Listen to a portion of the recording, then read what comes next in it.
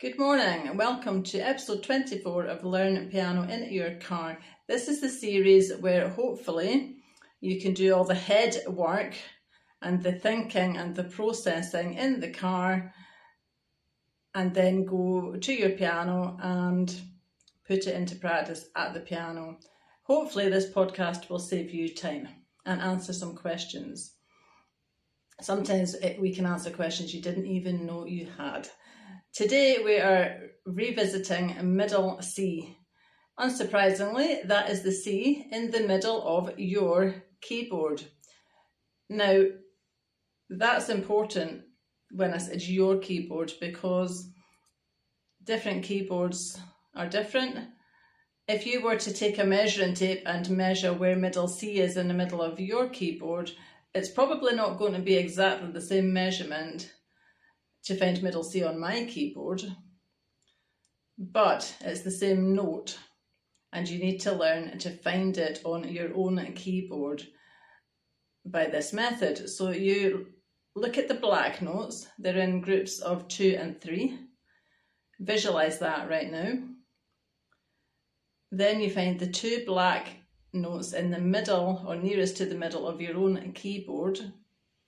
And middle C is the white note to the left of that group of 2 blacks and nearest to the middle of your piano. Sometimes when you look at the piano, you actually see that middle C isn't actually quite in the middle of the keyboard.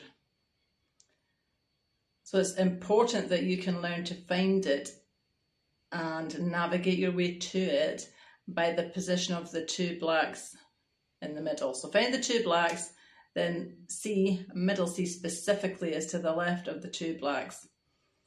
While we're at it, I want you to jump onto all of the other C's on the keyboard by the same process. Learn to find them quickly by spotting the 2 black and the C would be to the left.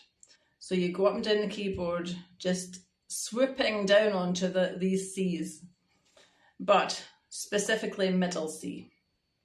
Middle C is your anchor. Sometimes people, when they're learning piano, are taught to find middle D as well. So D, the middle D is the D in between the 2 black, nearest to the middle.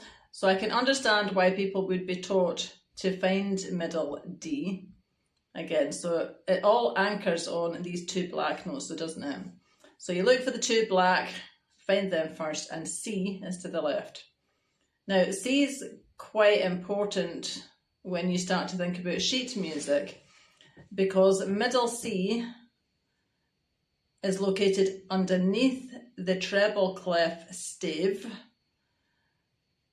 and above the bass clef stave. So the very same note in the bass clef is written for the lower part of the piano. The treble clef is written for the upper part of the keyboard. So there are 88 notes on the piano, so as you can imagine, there has to be different clefs actually to cover the different parts because you couldn't cover all of those notes, all 88 notes on one clef. Now that might be a little bit too deep for you to think about at this stage, so just pack that into your head and leave it. Bass clef covers the lower part and middle C in the bass clef is written above the stave. The stave are the 5 lines. Look at this when you get back at home.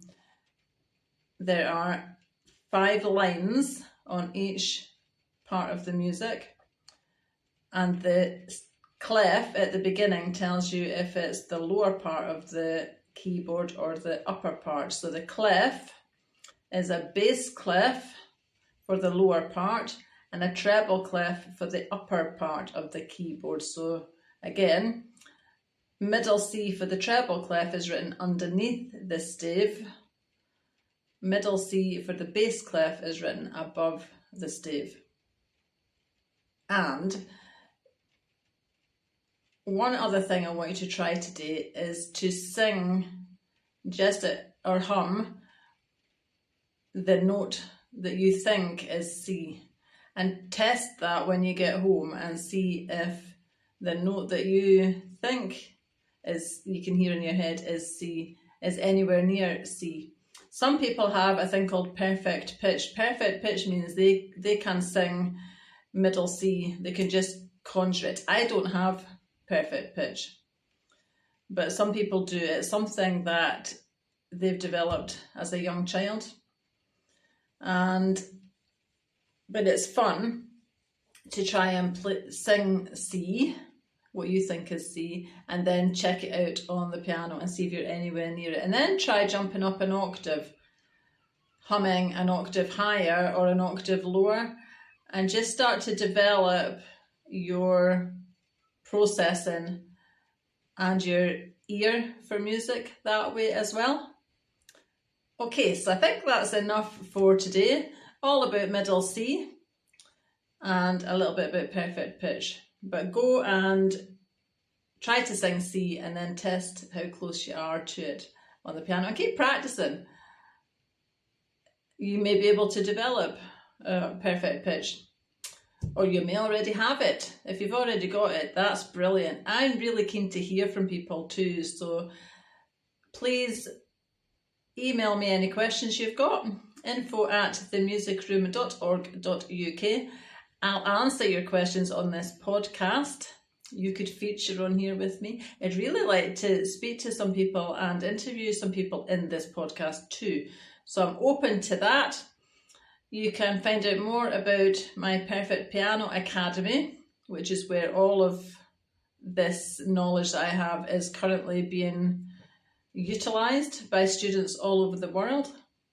www.perfectpiano.org.uk. And my name is Carol Brotherston. I am super passionate about adults learning piano. I think it's never too late. And you're never too busy, actually. If you think your age is a barrier, it's not. I've got students, and I've had students into their 70s. I've currently got some students probably in their 50s and 60s.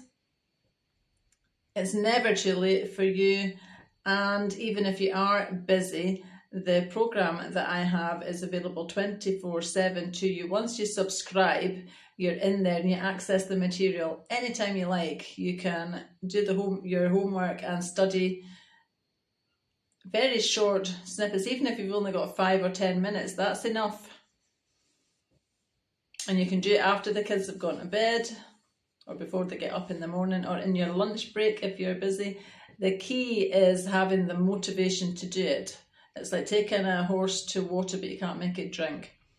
So I can bring you all to my academy, but you're the ones that are going to have to do a little bit of work.